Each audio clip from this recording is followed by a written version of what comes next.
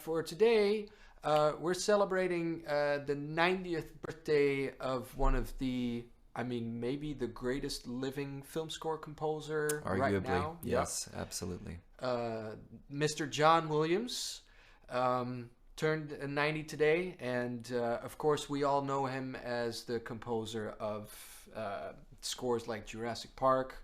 Jaws was, I believe, his first major breakthrough. Early on, yeah. All He's a longtime collaborator of or with Steven Spielberg, and of course Star Wars together with George Lucas. What else is there? Harry Potter. There's Harry Potter. There's all those. Well, Catch Me If You Catch Me Can. If You Can. There's a lot of films that Yeah. he scored, and some in the '60s, and we might get to some of those today. Looking Yeah. at some of his early stuff. Yeah, yeah. Yeah. Before he actually went into film scoring, he was actually a jazz piano player who worked in the film and the session industry. And he's actually the piano player on the theme of Peter Gunn, the piano guitar intro. That's John Williams. He performed on the original West Side Story score with Leonard Bernstein. He actually moved. He's born in Queens. Now I have to see 32. my cheat sheet. Yeah, 32. Wow. Born in 32 in Queens, New York City. He moved with his parents to LA in 1948, and then he went into the army for a brief period, and I believe he also went to he studied here at UCLA for a little while.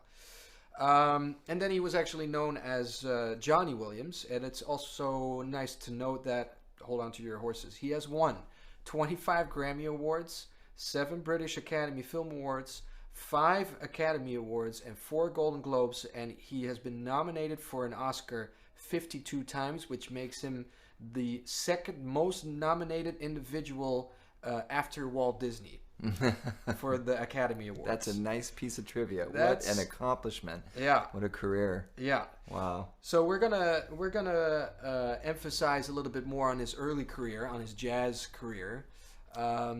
And well, Josh is one of the biggest film geeks that I know, so you're gonna educate me a bunch about this. I know for sure.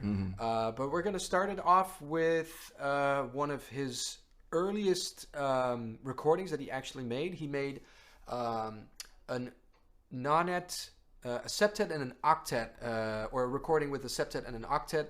And it features Buddy Clark on bass, his brother Jerry Williams on drums, and he plays fantastic drums on that. Because John, Don, and Jerry are 3 brothers. It's also a musical family. Talented family. I Wow. know. Besides Buddy Clark, Jerry Williams, Sip, it plays on this. Bob Enevoldsen plays on this. On trombone. On trombone, valve trombone. You'll hear him on this recording, I believe. Great. Herb Geller on, I believe, alto or tenor. Okay. And I'm forgetting a couple people, but it sounds really great. It's Yeah. the first recording that he made, and the recording is called World on a String, and this tune is called Come Rain or Come Shine. Very good. Cheers, everybody. Here's happy birthday to John Williams, and good to see you, Kevin. Happy birthday, John. Raise your glasses. Yes, yes. Yes. 1957? Yeah. Okay. So he was only 25, 24 when he made this? 25. Yeah. Wow. Yeah. Crazy. No big deal. Crazy talent.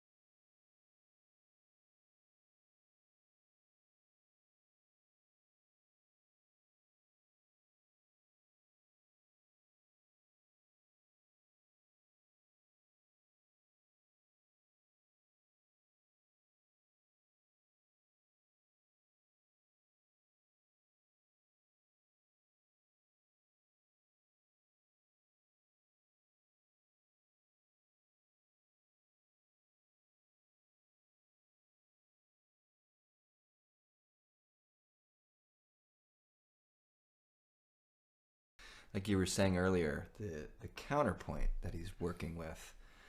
You know, you can hear obviously his his sound developing for film, you know, through the use of all those colors. You know, pianists have 10 fingers, but I think we often have like 100. You know, so you wouldn't say. Yeah, right. And we have the ego to prove it, you know, too.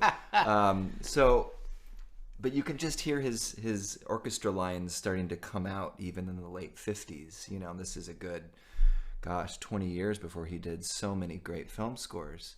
And just working with some great players there. And his brother's on drums, yeah. Jerry Williams. Wow. Jerry Williams is on drums. Did Jerry make a lot of other recordings, do you know of? Was he a recorded drummer? I don't know anything of Jerry besides that he worked with John a few times. Yeah. This recording, and then he did Rhythm in Motion. He's on Rhythm in Motion. He's on Rhythm in Motion. Which we will play something from that. Yeah. That's an amazing album. Yeah, that's a really, really terrific album. Yeah. Cool. But no, I think he mostly worked together with John, and then the other brother, Don, was on most of John's film scores because he was the timpanist, playing on most of the scores. Don still works. Yeah. I was in touch a few weeks ago with him, and he's still in the studios. But I think John is slowly. I think he's pretty much retired right now. Yeah. I think the last Star Wars score of, what was that? The Rise of Skywalker was his last score. Yeah. So I'm curious also to hear from you, because I'm gonna pick your brain, because you know John Williams is a piano player. See, some healthy trivia. What would you say is his? Because we just heard a little bit of his piano playing. Yeah.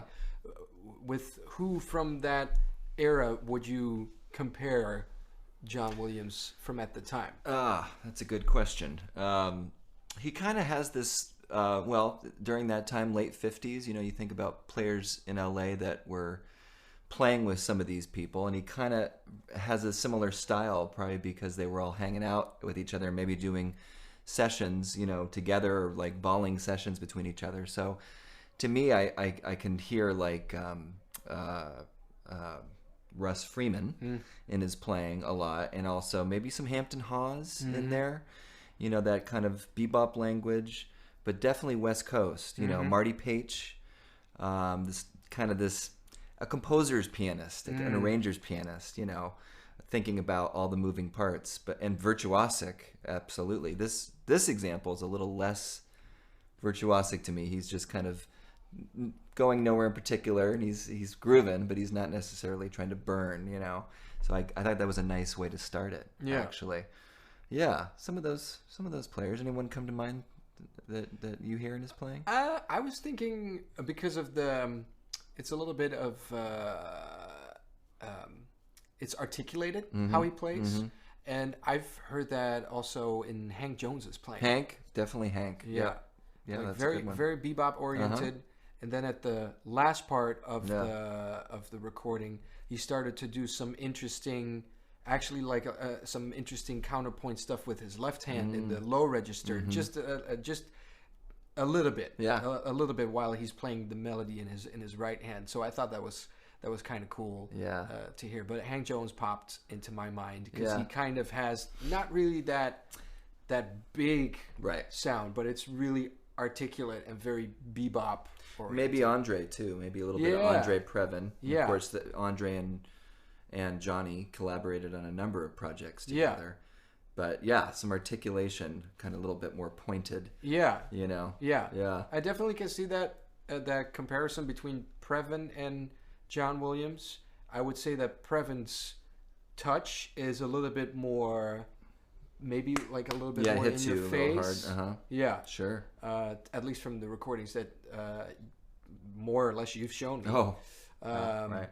But John Williams's touch sounds very light. Yeah. To me, or particularly on that recording. Yeah, this is a good example of the lighter side of his playing. I think we could maybe go to something he did with Russ Garcia to show a little bit different stylistically. Yeah.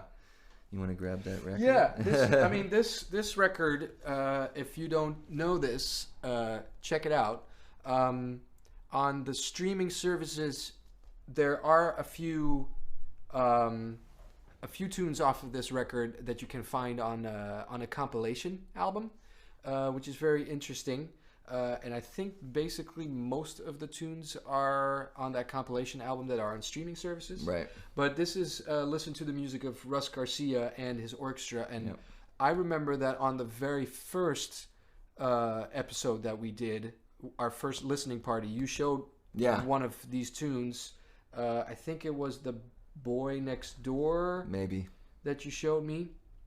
And I just fell off my chair. Yeah. Because I never heard about Russ Garcia, let alone, some of the players at the time. You scarred me for life. It's just an all-star band. Yeah. Maynard Ferguson plays on this. Alvin Stoller is the drummer. I see here Don Fagerquist plays on this. Worry Go Around. That's what you showed me. That's what I played. That's what you showed me. Worry Go Around. Worry Go Around. Jack Costanzo plays the bongos on this. Herb Geller is on this. Howard Roberts is the guitarist. Murray McEachern is the trombone player. Red Norvo plays the vibes on this. So they couldn't get anybody good. And Russ is just a genius too. And to put these two together, I mean, this was in the earlier career of John Williams, but then to know that these guys same year play, as the clip we just showed from John's own record. Yeah. So 57. Yeah, the tune that you want to play is something that John Williams arranged. Yes, I believe so. Right?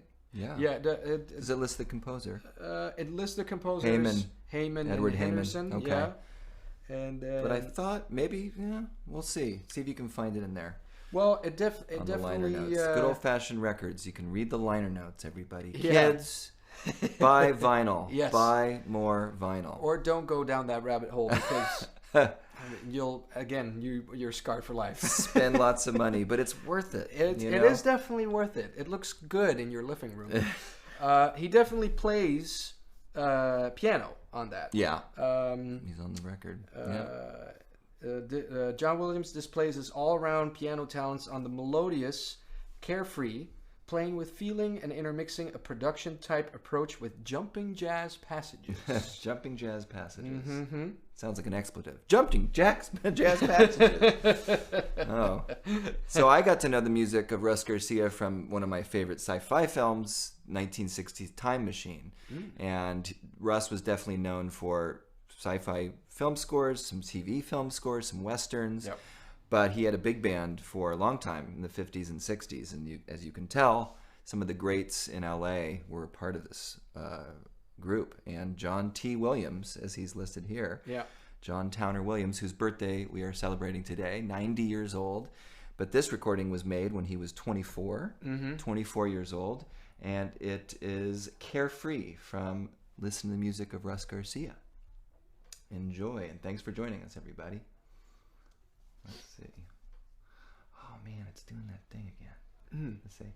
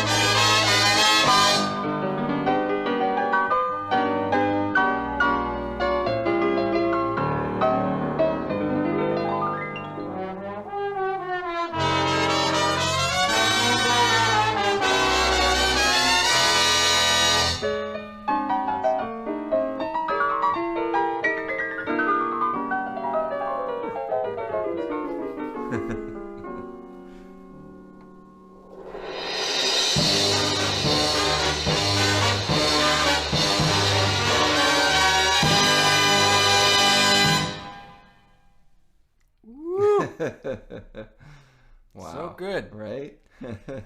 It sounds to me that it's definitely a Russ Garcia arrangement, Yeah. but it's... You can hear Russ's style and his orchestration voicings in there. Yeah, if you've heard some of his other band writing. And it was interesting. Our biggest fans, Margaret and Larry. Hey guys. Hi. They mentioned something about, or they said, is this a Bill Holman arrangement from the previous recording that we played? But it's actually John Williams who wrote it. But it does have that similarity with Holman as well, I believe. I could hear that. There, it's mentioned on his Wikipedia page that John Williams studied for a little while with this composer, Villanuevo. Yep, I saw that on the page. Yeah. Not familiar. But this might be a little bit of coming together of Holman, John Williams, and Russ Garcia, because Holman studied with Russ Garcia. Remember that he said that? That's right. So, and I wouldn't be surprised, to be honest, if Holman also plays on this recording. Mm-hmm. So I'm just guessing about that. That's probably a good guess. Yeah. Because Holman back in the day was also one of the most in-demand session players. Yeah. So I wouldn't be surprised if they were, hanging around in the same circles. That's good. Yeah, you can really hear his classical chops on this recording. This is the same John Williams that composed all these famous film scores that we all know. Obviously a master musician from a young age. 24, displaying this kind of playing is just absolutely ridiculous. Yeah. And that, I don't know if you were listening, but there's one measure where the band completely stops and he does this very difficult cascading phrase down the piano, and almost Art Tatum-like, or Oscar Peterson, that burning kind of technique. Yeah. Just obviously could probably do anything. I read something on, I think it was Wikipedia, that said when he really started to study seriously, he heard Van Cliburn play piano. So he said, I can't do that, so I'm going to switch to composition. Mm-hmm. Well, I think he probably could have done it if he wanted to. Right. But the world is very lucky that John Williams shared his compositional talents with all of us, because we have some of the greatest film music melodies ever. He made the right choice. Yeah. He made the right choice. He's very successful. Yes, I should say so. Wow. What do you want to play next, Kev? What should we play? And I see some, while you're thinking about that. Craig. Hey, Craig Cochran. Did he write any other standards aside from Make Me Rainbows? Which I love that song. I think that's the song from, isn't that from Goodbye, Mr. Chips? Or am I thinking of something else? Correct me if I'm wrong. Goodbye, Mr. Chips was a Broadway show with music by Leslie Bricusse and Anthony Newley, who most people know from Willy Wonka and the Chocolate Factory. Great songs, pure imagination. But they also wrote the music to a fantastic musical called Goodbye, Mr. Chips, which the movie stars Peter O'Toole and Petula Clark. Charming film about an aging university professor who's struggling with getting older. Beautiful film. And there's some gorgeous writing from John Williams in that late 60s. I want to say 67, so a good 10 years after the piece we just heard. But maybe someone will tell me what movie that's from. I feel like it is from that. But anyway, I don't know of any other standards, Craig, or songs with lyrics that he was a part of generating besides that one. There's he did write, I believe he wrote the title track to The Long Goodbye, if I'm not mistaken. Jack Sheldon sings it. I'll have to do a quick little bit of research, but that's the movie starring Elliot Gould as Philip Marlowe, the detective, and Jack Sheldon plays the trumpet solo and sings the track. I'm pretty sure that's a John Williams song as well, The Long Goodbye. We'll look into that.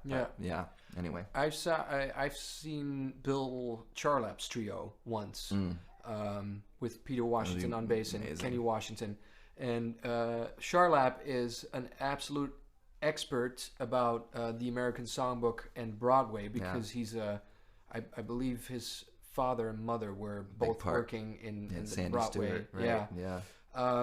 I don't remember the track, but I remember specifically that he played a tune which is not Make Me Rainbows, but he played a tune. It's another one that John Williams wrote, and it sounded like a jazz standard. Yeah. The title is is escaping me. I don't remember We what have it was some called. More research to do. That's what we're always figuring out on this show. We come in with our knowledge that we have, but as we talk and play this music and get questions, there's always more research and trivia to uncover. Then we figure out that we had to do more research. Yeah. Never stop learning. No, that's right. What are we going to play next? Maybe we should go a little chronologically. Sure. Let's see. So we did... now we're getting kind of into the 60s. Mm-hmm. And we have a bunch of stuff that we can play from the 60s. Maybe we can play this. Because I can't remember. Oh, this is from the mid 60s, actually. So maybe let's save this for a second. Yeah. Shelly Man Because you have... let's play something from 61, from Rhythm and Motion. Yeah. This is going to be hard now. Yes. Because there's so many good songs on here. Yes. From here on out, you're really going to start hearing the voicings and the sounds that are just has the stamp of John Williams completely over it.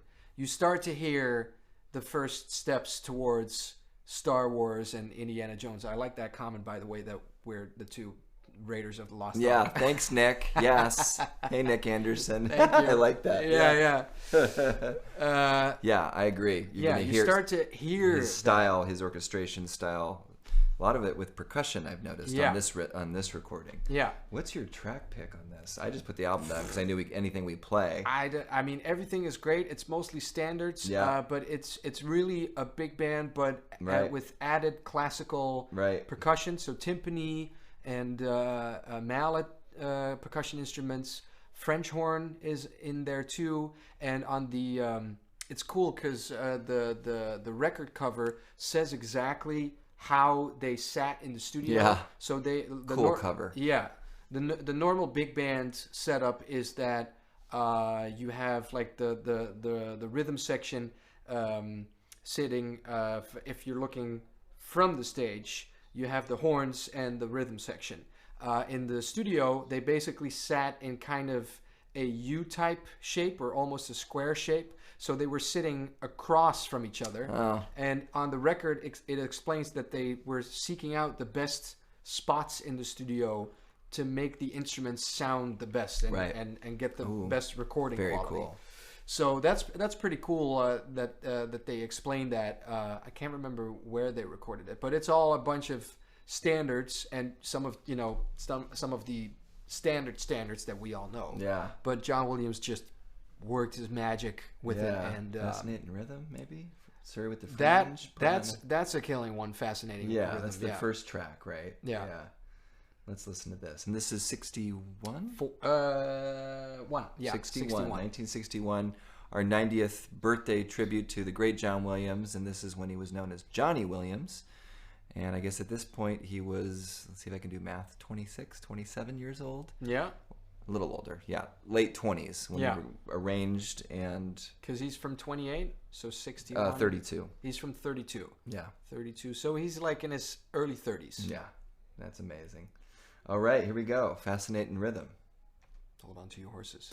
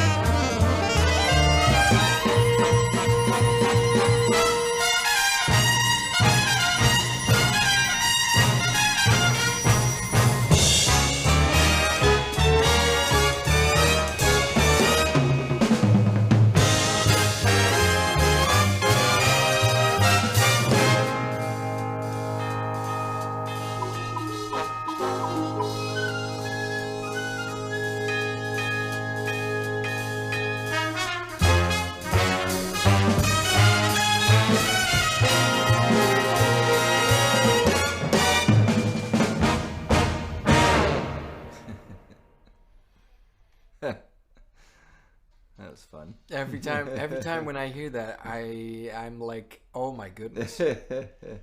It's so amazing what he can. I mean, Fascinating Rhythm is one of the. It's one of the standards, one of the basic standards that we all should know. Right. Because I always think of there's this clinic of the great Mel Lewis, who, if you haven't figured out, is my favorite drummer. For the people who are not in the know, and there's this clinic. Where he's talking about playing rhythm changes, and they talk about oleo and all of that stuff, and he starts to ask the students, "Do you know Fascinating Rhythm?" And all of the students go like, "No, we don't know that." And he says, "How do you expect to play decent rhythm changes if you don't know the actual tune that is the rhythm changes?" That's right. So it's like the fundamental tune for rhythm changes. Yep. But the way what you're saying, Craig, all of the layers that you hear are just incredible, and you start to really hear the blend of the glockenspiel playing lines with the horns, mainly with the trombones, and mainly with the horns as well, which happened often also in Billy Mays recordings Billy Mays arrangements for Sinatra. He did that a bunch. Nelson Riddle as well. Yeah.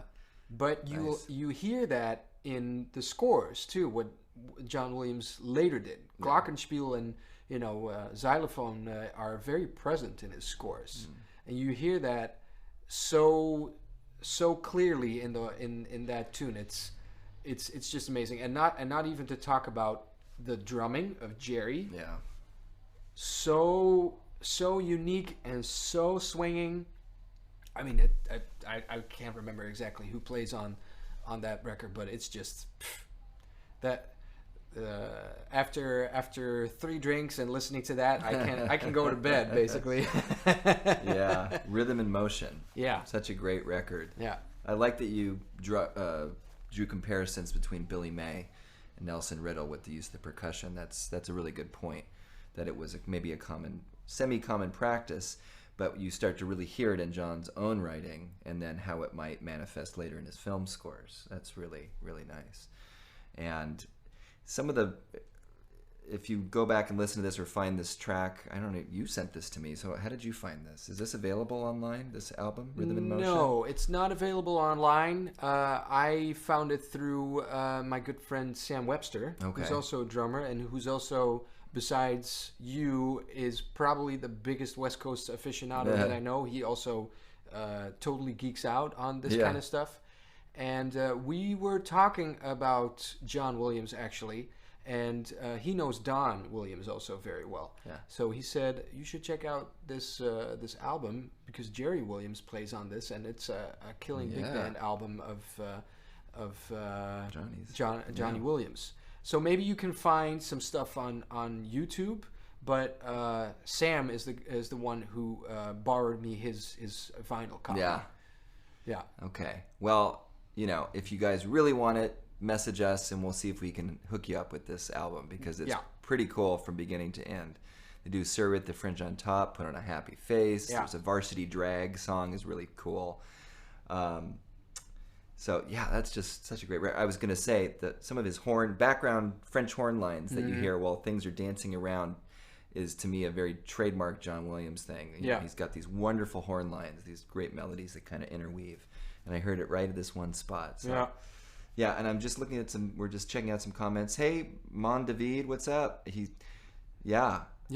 the Moonlight from Sabrina, right, with the Bergmans. Okay, so there's another song. Thank you for that. Not as familiar with that one. And the Bergmans wrote the lyrics to Make Me Rainbows. Thanks, Craig. Margaret, correct, right. Fitzwilly with Dick Van Dyke and Barbara Feldon, right, which is a great film if you haven't seen it. I really like Fitzwilly. Oh, I love Dick Van Dyke and anything he's in. But late 60s, after Mary Poppins. Thank you for correcting me on that. Make Me Rainbows, right, is more Bergman stuff. Yeah. And we just lost Marilyn Bergman not that long ago. So just a few weeks ago. A little cheers to the great Marilyn Bergman. Yep. Alan's still with us. Cheers. Yep. Alan's still going strong. Mm. Last time Yeah. that we ran into him was at Jack Sheldon's memorial. He was That's there. right. Yeah, I saw- met him. You met him I for the was first freaking time. out. Oh yeah, I remember that face of yours very clearly. You were It's like, "That's Alan Bergman." Just Alan Bergman, no big deal. No, that's right. It was a who's who's. Oh my gosh, who's Bill who. Holman, Yeah, everyone was there. Yeah. It was just something else. Felt really lucky to experience that with Kevin. Yeah, no, Very I important. can say the exact same Yeah, thing. very cool. Make Me Rainbows. Yeah. Anyway, so that was Rhythm in Motion, 61. Yeah. Where should we go now? Well, Should we- it's a funny thing because I know that there was a reissue of Rhythm in Motion, and they put it together with Checkmate. Yeah, The from the TV show from the TV show. with Sebastian Cabot. Yeah. Yeah. Yeah. Well, you're dropping all of this knowledge. I'm just saying yes. Yeah, ladies and gentlemen. it's a good show. Good show. And John Williams made all of the music for that. Yep. And he also brought it out as a big band record, and they put it together, I believe, maybe in the late '90s or the early 2000s on a double CD. Oh, okay. And so it's it's maybe one of those Fresh Sounds productions yeah. from Jordi Jordi. Pujol. Yeah. Yeah, very good. I'm not super sure if it's that, but Yeah. you can find actually a bunch of John Williams's early jazz stuff. The example that we just played of World on a String, you can find that on the website of Fresh Sound Records. Jordi Pujol is an amazing producer who is also collecting old recordings from the West Coast, and he has a bunch of CDs for sale of John Williams, and a couple of those recordings are available, and there's one double CD that he sells as Oh, my phone is talking. In Dutch. In Dutch, as Jazz Beginnings. John Williams or Johnny Williams Jazz Beginnings. Okay. So you can find that. I don't know for sure if Checkmate is also a production of Fresh Sounds, but they put it together on a double Yeah. CD, and Cool. I love this music. I mean, Checkmate. Yeah. Oh, this is an incredible record. Yeah. It's. I was having a hard time picking a track. I know. Because they're all so good. Yeah, And yeah. the performances, I assume it sounds like Shelley on drums. This is Shelley on drums, Yeah. and which brings me also to a point, because I think that Jerry was a huge fan of Shelley's, or vice versa, because I hear a lot of Shelley-isms in Jerry's playing. Very creative, very specific. And also his way of playing time is Yeah. kind of in the same way as how Shelley used to approach the time. A little bit more on top, and a little bit more with an edge, basically. And that's why I love Shelley so much, because Shelley could play whatever he wanted, and it sounded just freaking brilliant. One of the most creative drummers ever. Indeed. And Shelley made his own version of Checkmate, but then with his quintet, which Right. at that time had our friend Chuck Burkhofer Chuck. on bass. It's Chuck, Richie Kamuka, Conti Condoli, and Russ Freeman, Yeah. and they play it as a quintet version, but all of the music was made by John Williams, Right. written and maybe also arranged for the quintet. So, I mean, my favorite tune What do you got? of Checkmate is the King Swings. Oh yeah, that's great. The last one. Yeah. Cool. And 60? Are we in the early 60s still? No, there's still 61. Same year. Yeah, still Okay. 61. Great. So this is music from the television show Checkmate, written by Johnny Williams. Yeah. Yeah. Hold The on to King yours. Swings Yeah. is the name of the track. It's a good Thanks for title. joining us, everybody. Hope you're having a good night, and leave some comments, or if you have some questions or some John Williams trivia that you want to share with us, we're all ears and eyes. Yeah.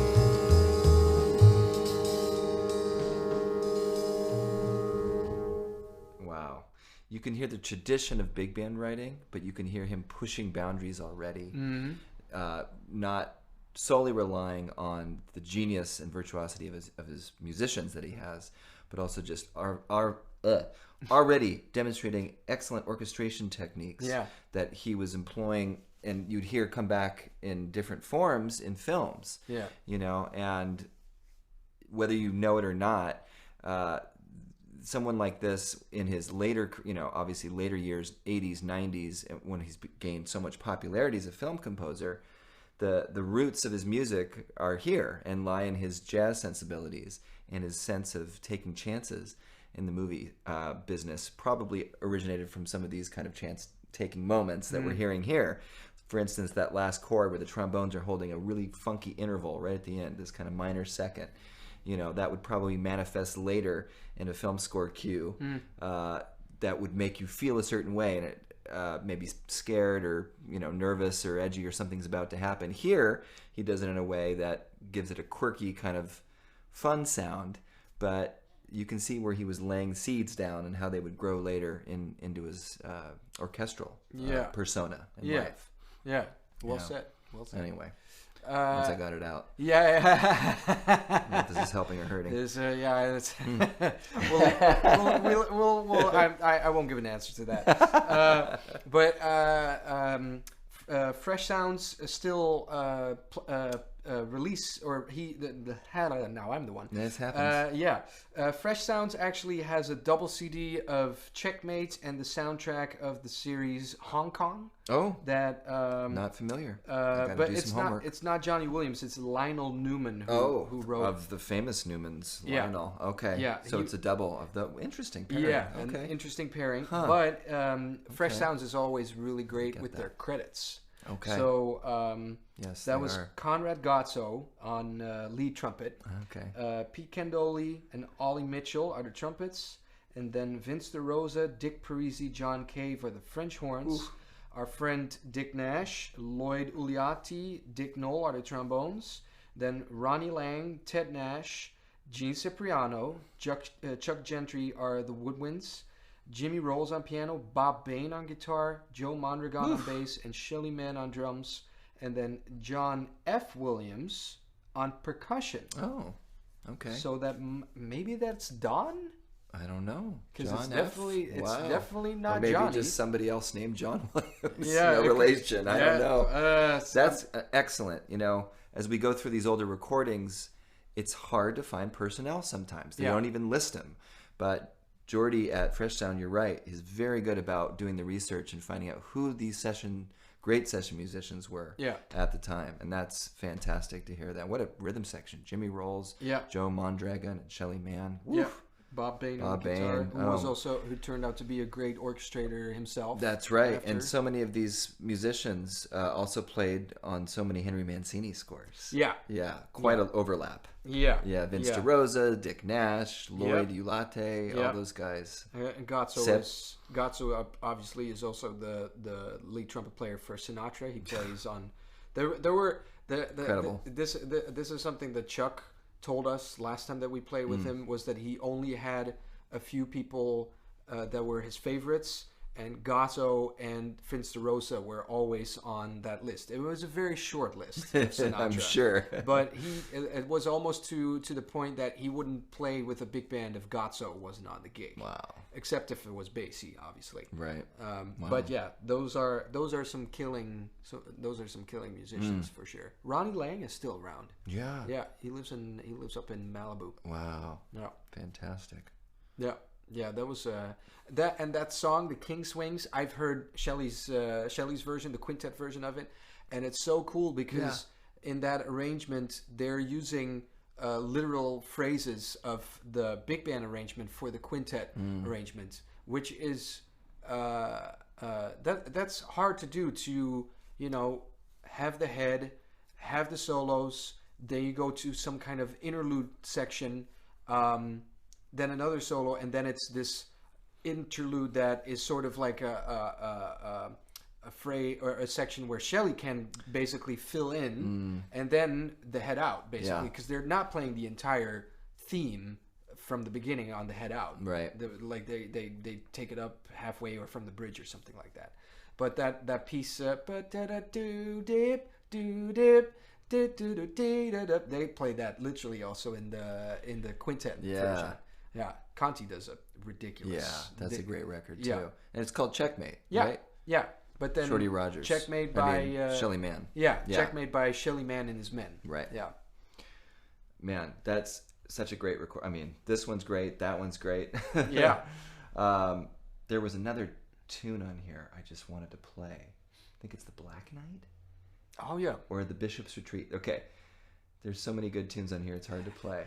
I was just listening to them this morning. So maybe one more. Yeah. Just because I think the Black Knight is the one I wanted to. I mean, it's our show. We can do whatever we want. If you have a favorite track from Johnny Williams' Checkmate, let us know. Yeah. But if you're just joining us, thank you. We're celebrating the 90th birthday of Johnny Williams, the great Johnny Williams, who we all know as a film composer. But we're looking at his older, early roots in jazz music. And a lot of this stuff is when he was in his 20s and early 30s. So just very cool to check this stuff out with Kevin, my partner in crime here. Let's hear one more track from this Checkmate TV show theme. And I'm hearing shades, someone who was working at the same time and who shared a lot of these session musicians also is Elmer Bernstein, who wrote so many great scores as well, and some of which Johnny played on as well. One that comes to mind is Johnny Staccato. Do you know off the top of your head if he did The Man with the Golden Arm too? Elmer Bernstein? Yeah, he was the composer, it, but who's the pianist? Yeah. I think it might be Johnny Williams. I think you might be right. We have to check. Yeah. Something tells me it maybe is, or Russ Freeman. I'm not sure. Yeah. We'll look. Yeah. But good. Yeah. Good question. Yeah. Very thought-provoking. The Black Knight.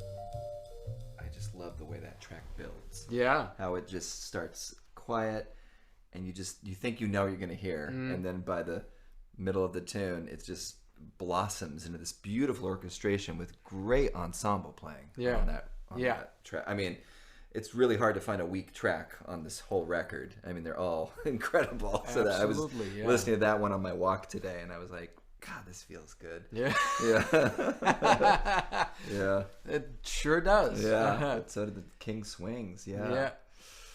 Yeah. Gerhard Guter. Hey, man.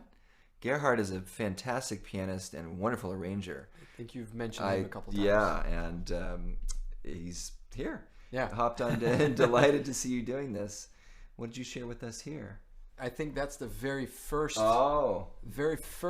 recording of John Williams in 1957. Yeah. Okay. I might have to get back to that one. Just have a little taste of that. Thanks for sharing that. Yeah. That's great. Thank you. Cool. Well, you want to move up chronologically here? Yeah. Stay in the 60s, I assume. Yeah, we're staying in the 60s for a good chunk. Mm-hmm. Well, let's see. 1962, Diamond Head. Oh, yeah. That's a short little clip we can play. This is one we played when Kevin and I first started doing this show back in 2020. We were just doing this, basically. Well, not in person, because COVID had just started. Yep. But this was a track I played, I think, early on. I love this score. It's Diamond Head from 1962. Yep. It's an okay film. It's not a great movie. I like it. The music to me is more impressive. It's Charlton Heston, Yvette Mimieux, who was in The Time Machine, who we just lost. Actually, she just passed away. Probably the last surviving member of the Time Machine cast. And George Chakiris is in it, who's still with us. He's 86. Yeah, he lives around the corner. My neighbor. Sometimes I see him walking by. Chakiris, so cool. The great George Chakiris, who actually had a great singing career for a while too. Capitol Records put out a number of George Chakiris albums with great arrangements. Van Alexander worked with George a lot. And then James Darren is in it too, who's quite a good singer, and he sings the title track of Diamond Head. But there's just a couple. Let's just play this funky little one called Luau Dance. The other one I wanted to play, I was having trouble finding. It's called Honolulu Dive. But so now we're going to start maybe having shades of film composer Johnny Williams with his style coming through. You'll definitely hear the jazz influence still.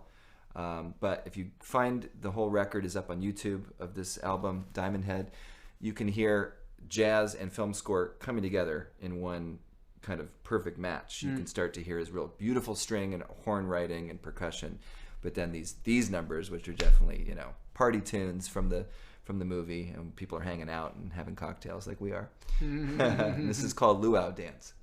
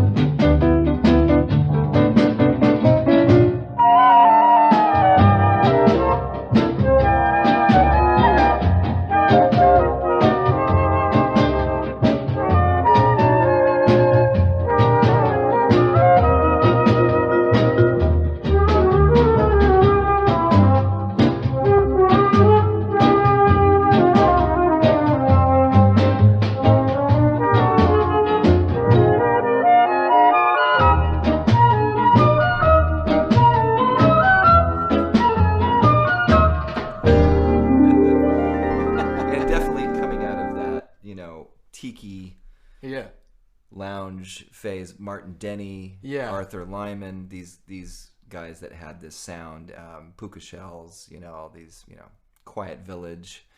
I actually really love those records, so it's cut from that same cloth. I'm sure that they were referencing it. Of course, the movie takes place in Hawaii, which is why you wouldn't say. Yeah, but Diamond Head. But the drum groove it's kind of that like I don't know, it's rumba, but like kind of swinging rumba, or whatever. I just love it. It's just kind of tasty little thing. Yeah, it goes a little bit in that style of surfing music, you know. Coming out of that, surf, right? Yeah. That's cool. Yeah, so just a little ditty from the Diamond Head film from 1962 that Johnny Williams scored. Yeah. Where are you taking us next, man? I was looking at the list, and I looked actually up when this recording was actually made, and I'm glad that it did, because let's see, we're going to 1963, and this is one, actually, if I'm not mistaken. Yeah, it's credited as being from 1963, and that's this great record. This is a reissue of Mel Torme, Songs of New York, and the first issue of this is called Different, Sunday Nights and something from New York. I can't remember off the top of my head, but it's one of these concept albums that Mel Torme made. Mel Torme, if you don't know, is one of the greatest vocalists who ever lived. Am I saying something weird if he's kind of the male version of Ella Fitzgerald? Would you agree? I think that's a nice way to put it. Yeah, absolutely. His scatting capabilities were unbelievable. He back in the day, he was also one of the best paid child stars when he was still growing up. That's right. Good drummer too. He played some good drums, and he was one of the first artists who was making concept albums, which means albums with a certain theme to it. And if this doesn't give it away, then I don't know what does, because these songs are all about New York. Yeah. So not all of the tunes are arranged by John Williams. Only 4 of them on this record are arranged by J.W. Dick Hazard has a couple of arrangements on this, and the great Shorty Rogers also has arrangements on this record. But this is from 1963, and we're going to take a listen to Broadway. Ah, very good. Okay. Broadway rhythm, it's got me.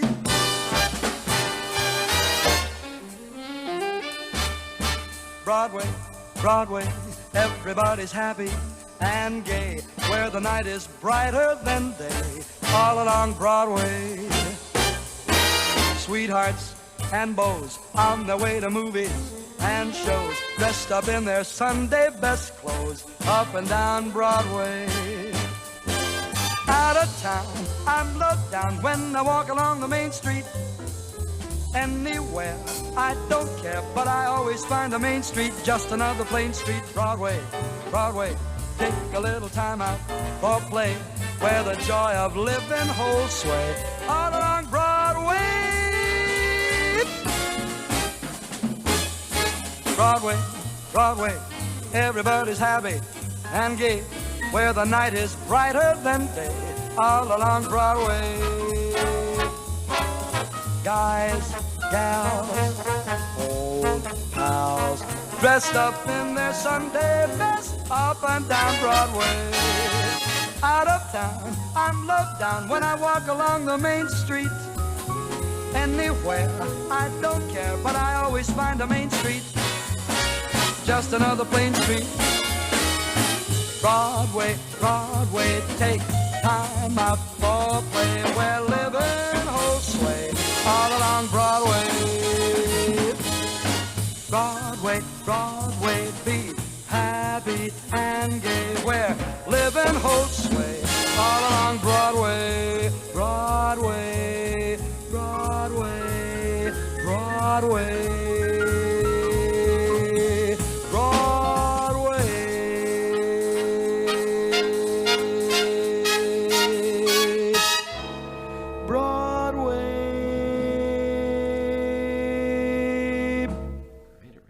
Yeah, right? Wow. Very cool. especially at the end with the way how he harmonized the trumpets, like bop, bop, bop. You know, that's so typical John Williams that we've heard in the previous recordings too. You know, that's and then horn lines too, not played by French horns, but right. you hear them.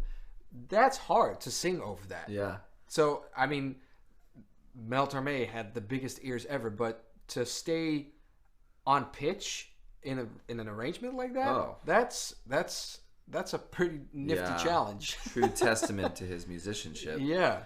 He could sing some really difficult things and make it sound right. And again, that thing we were talking about, I brought up a little earlier about, you know, the unexpected in his arranging style. And he often would do it near the ends of songs, ends of pieces. Like all of a sudden, you think you know how it's going to end, and it goes into a completely different place, or it ends in a very angular way. Yeah. It's almost like he's predicting his movie future in a way, because when you end certain cues and scenes, you know, there's this kind of let it hang quality where you're not necessarily finishing it up with so much, you know, closure. There's some tension. Right. And I love that he's willing to take risks even back then in the 50s, 60s. We're hearing it through his writing. Would you call that at the ending that we just heard, is that then a small modulation to a new key, or is it something that's enharmonic? Good question, Kevin. Let's check it out one more time. Broadway, Broadway, Broadway, Broadway,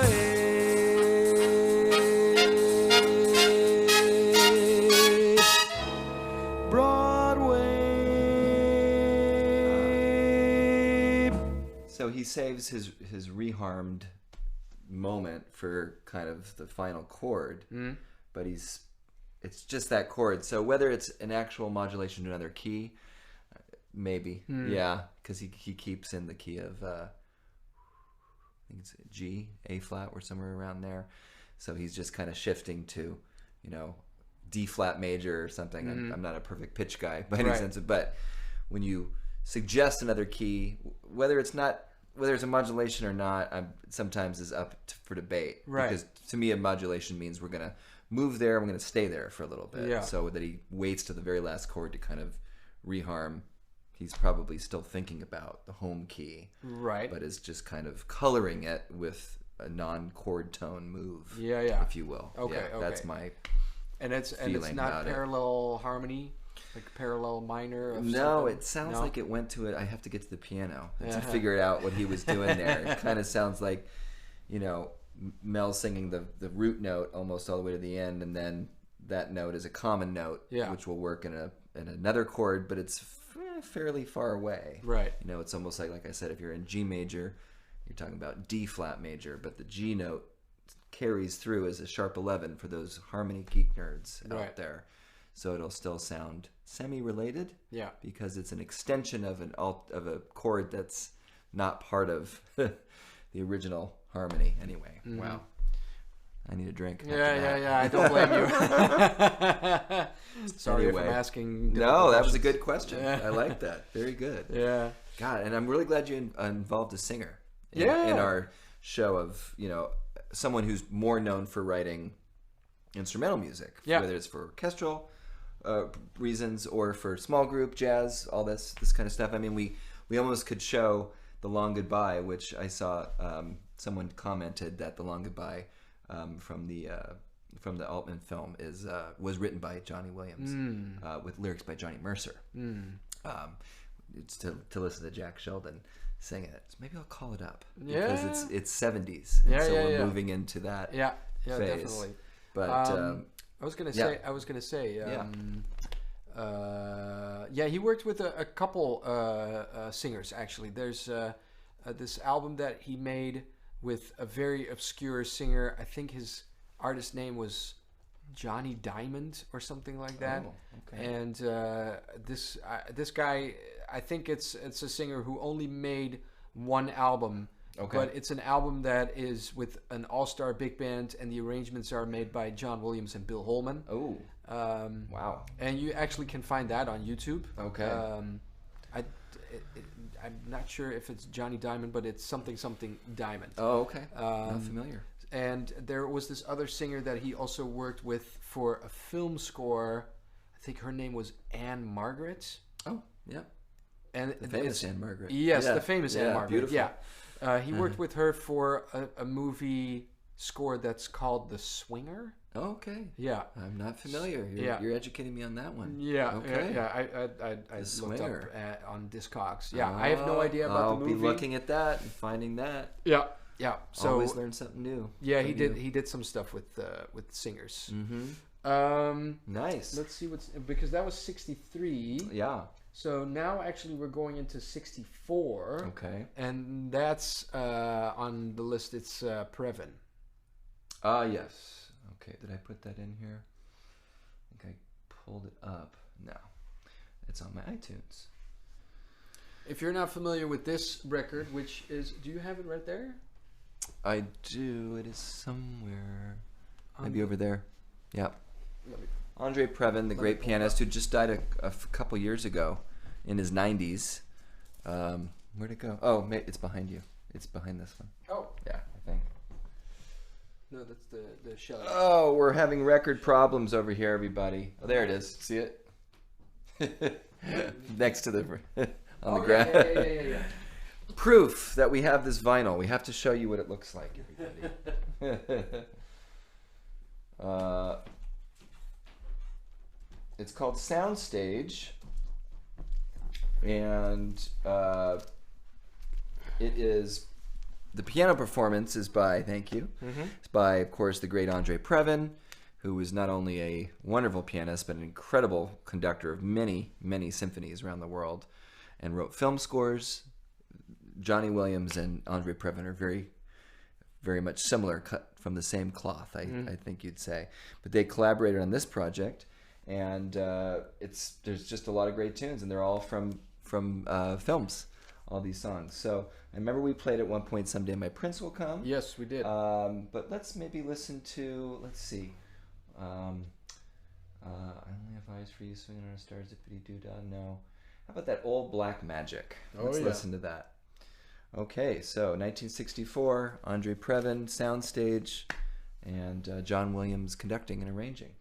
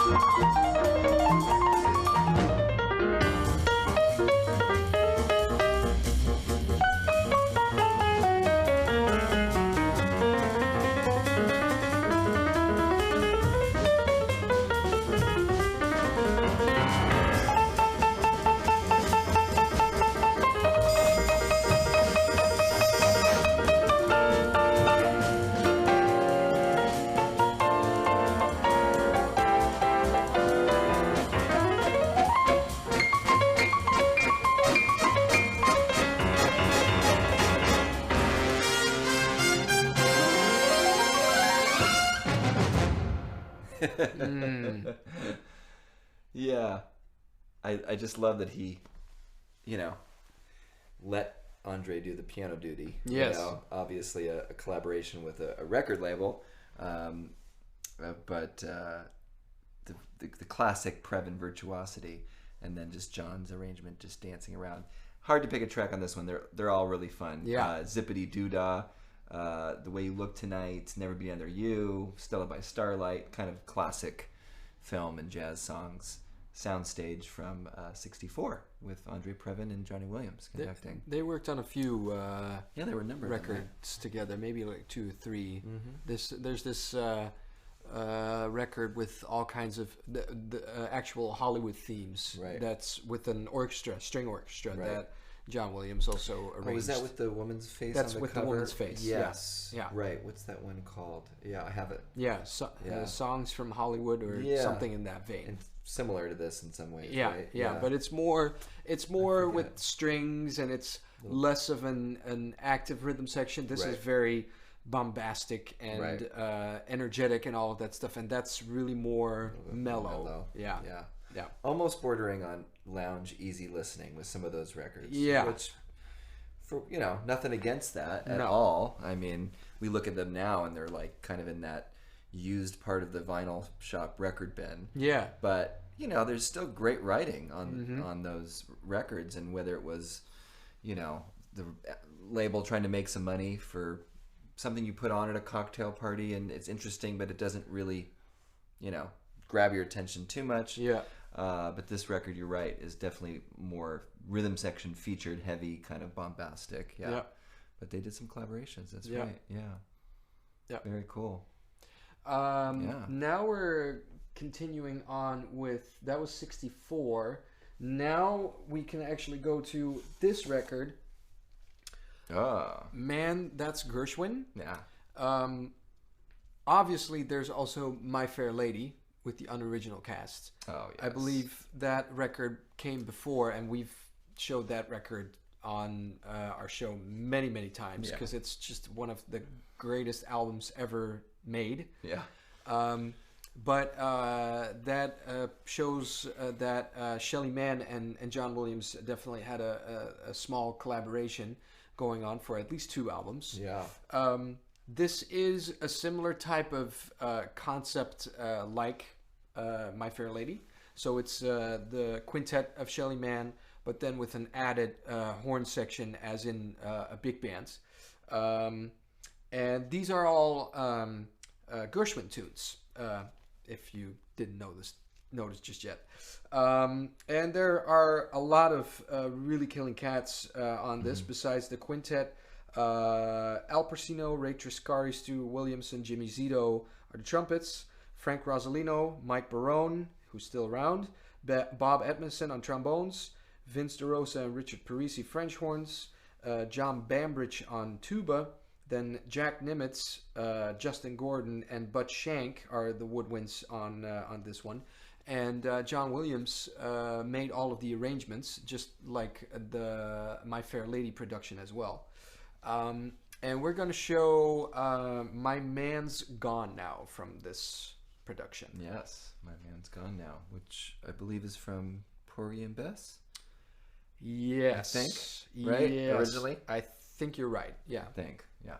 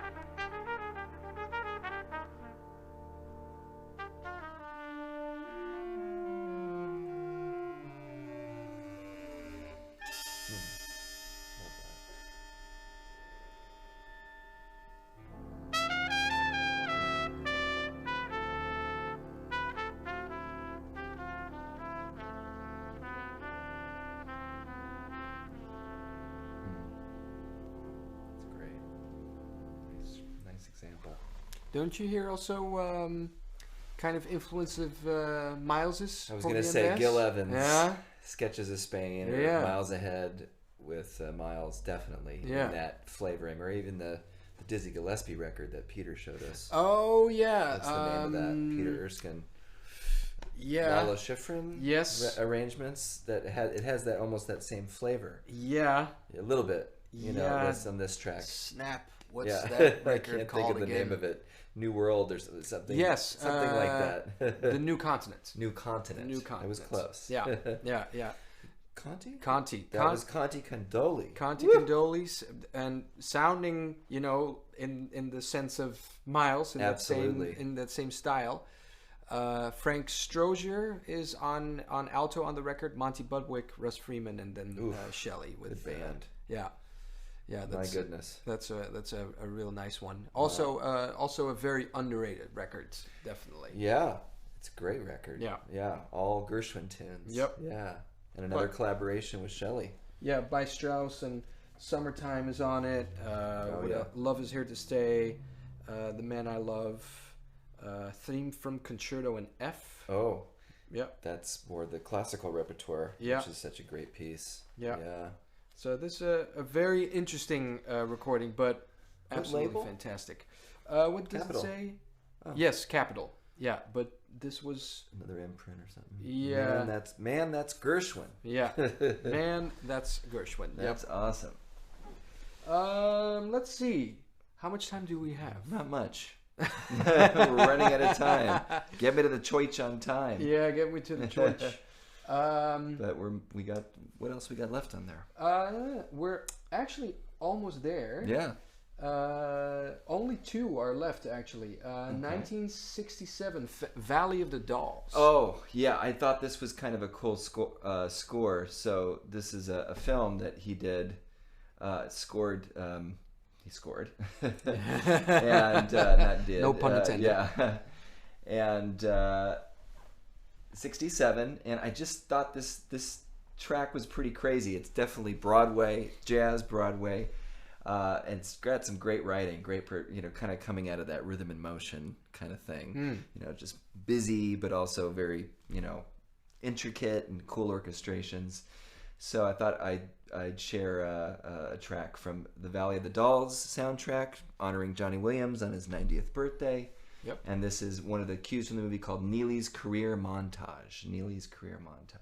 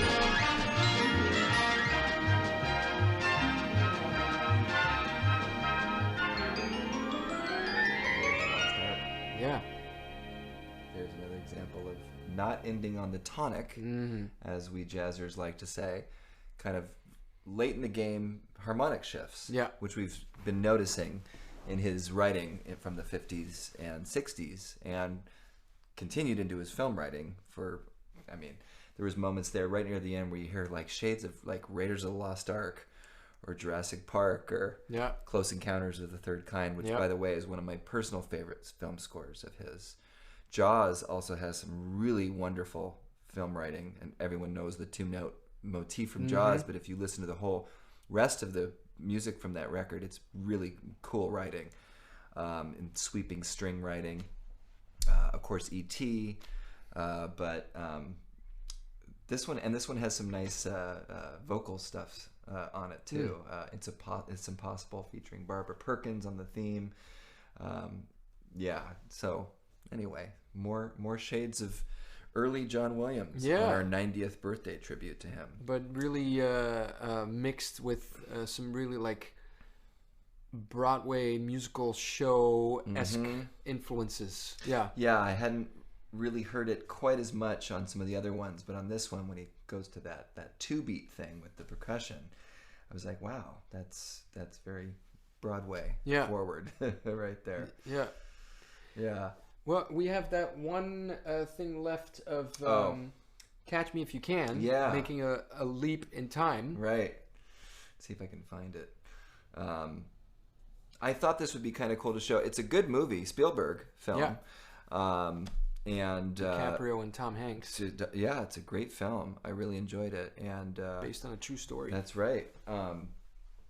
And John Williams wrote the music. 2002. Yeah, 2002. Okay, early 2000s. But I thought this one is a particularly jazzy piece of his writing, and it kind of locks in a little bit with the early sounds of John Williams. Wow, look at all these different Catch Me If You Can. I did not do my homework. Where is it? I think it's that one, the second on your... This one? Yeah. That's the musical. Oh, that's the musical. With Mark Shaman. Yeah, I've played that musical, actually. Yeah, so let's see. Let me try again. Catch Me If You Can. Let me see if John Williams, if that shows up. There we are. Okay. Is this the one I wanted to show? So this is featuring, someone... You said Escapade for saxophone. Dan Higgins on saxophone, who's a studio legend here in Los Angeles, and a good friend of mine, and I think you know him, Mike Valerio. We've never met. Oh, okay. I've known Mike for over 20 years. Like, top call bassist, electric, upright, wonderful guy, and he's playing a little bit on this score, or in this piece. So let's see if we can... pull it up. I'm not sure if this is the right one. There's 3 of them. It's called Escapades for alto saxophone and orchestra, and you'll hear his later writing style mixed with his earlier writing style. That's cool. Yeah, I'm excited.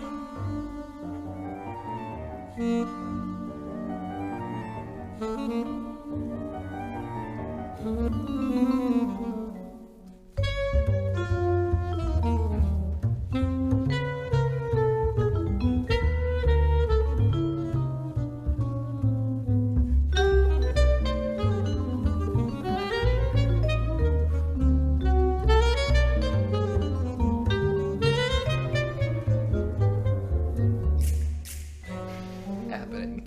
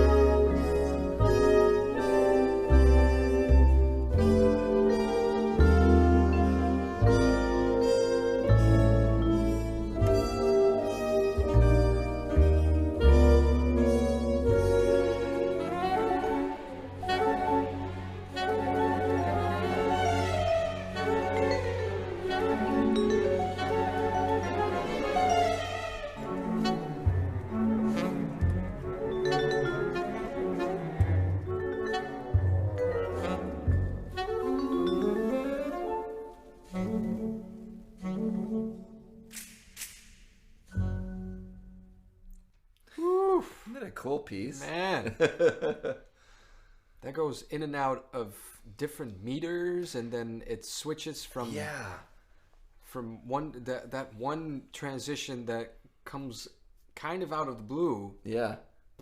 Insane. Yeah. Really, really great. Right. I mean, I haven't seen that movie in forever. But I know. I saw when it first came out, I think. Yeah. Yeah. But revisiting the score, I was kind of like, whoa. Yeah. I forgot how jazzy it was. Yeah. And virtuosic playing from Dan Higgins, who sounds ridiculous on saxophone. Yeah. But I was just telling Kevin, if you heard, there's no percussion except those really reverb snaps that are happening. Yeah. So the orchestra is just propelling everything with their triplet kind of virtuosity through the whole thing. But just a testament to less is more kind of writing in a way, you know, that he's able to create energy with other instruments, not just a big bombastic percussion section. Not that he uses it all the time, but he definitely has that trademark in his palette. Yeah. That's cool. Yeah, that's really nice. Yeah, it's really nice to. That's a good closer. Yeah, just kind of slowly slip into the night. Yes, indeed. Yes. I mean, celebrating his birthday on the West Coast Jazz Hour, you know, is more about looking at his early roots and his musicianship and how it blossomed into who we know as the John Williams we all know. Yeah. But I'm sure you're all familiar with those themes, which is kind of why we didn't play them, because they're so well known. We wanted to share with you some lesser known Johnny Williams melodies and performances. So where the John Williams comes from. Right. The John Williams comes from his roots. So yeah, I mean, that was awesome to go through some of his jazz recordings in a chronological way and hearing his development and how quickly he finds his sound. Mm-hmm. Maybe around the late 50s, early 60s, when he made Rhythm and Motion and Checkmate, that it's really starting to solidify what he's all about with his harmonies and the instrument groupings that he uses. You know, the trumpet voicings, and then using a chord and then have a melody play over that chord. You know, that kind of stuff. The use of the French horns and all of that. Not too much flute. Actually, in the beginning, not that much actual woodwinds, but I mean a lot of saxophone. I mean, but not really like that many flutes. But in the later years, most definitely. Yeah, definitely. So that was super cool. Did you guys mention this? Yes, Liz Finch. Hi, hey, nice Liz. to see you. Yes, we did mention that one. And we've played that on our show so many times that we decided to skip it for today. Yeah. Unfortunately. Right. Yeah. It's so good. Yeah. But we couldn't point at it yet again. Yeah. I mean, we played it on the Jack Sheldon tribute. We did. Which was not that long ago. We did play it, and we discussed it also extensively because Tierney played it with the full orchestra. And she performed it together with Jack. That's also, right. She played the role of Irene Krall. If you missed that episode, our tribute to Jack Sheldon, go back and watch it. It's really fun. Drummer Dave Tull, arranger, saxophonist Tom Kubis, and vocalist Tierney Sutton. We just had a blast talking about Jack Sheldon, and My Fair Lady came up, of course. Yeah. We didn't have to do anything. We just pushed the button and that was easy. They started. I didn't even get time to introduce the people properly. Oh, that was great. Great. But you can find all of that on YouTube, youtube.com/Kevin Van den Elzen. All of the history, all of the past episodes of the West Coast Jazz Hour are on my YouTube page, except for one that I still have to upload, our second part of Gerald Wilson with Anthony. Oh, yes. I have to put that one on, but that's a long one. That's going to take me a long time. And 2 weeks ago, we did one with Alex Isles, which was phenomenal, and that's going to be also on YouTube pretty quickly. But you can still watch that back on Facebook. So we're going to wrap it up over here because that was a great closing tune. And Josh needs to teach in a few minutes as well, so we have to wrap it up. But Thanks for joining us today on our celebration of the great John Williams, who turned 90 years young today. We discussed more or less his beginning steps in what is now one of the biggest careers in music in general, I would say. So I hope you guys enjoyed it.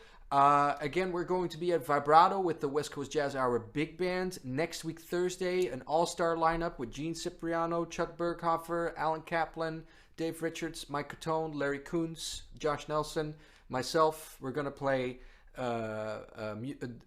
some new stuff that we haven't played, and also some older stuff that we already played on our first performance with Melissa Morgan as our featured guest. So we definitely hope that you can join us. That's going to be a really, really great night of music. And we'll see everybody here on Facebook next month, I would say. Yeah, we haven't announced a show yet. No, not yet. But at some point we will. And yeah, always a pleasure talking with you, Kevin. I always learn something from hanging out with this likewise very, very knowledgeable young man who I feel like was born in my time frame, but also in Southern California, because he loves West Coast jazz so much, and just jazz in general. But much appreciation to you and your knowledge and your research, as always, my friend. I appreciate you, brother. Yeah. Closing in on 50 episodes for this show soon. So can you believe it? I can't believe it. Just incredible. We're still going. And very happy birthday to John Williams at 90, who continues to inspire the world with his beautiful melodies. In fact, every time now you turn on the Beijing Olympics, you hear his famous theme. That's right.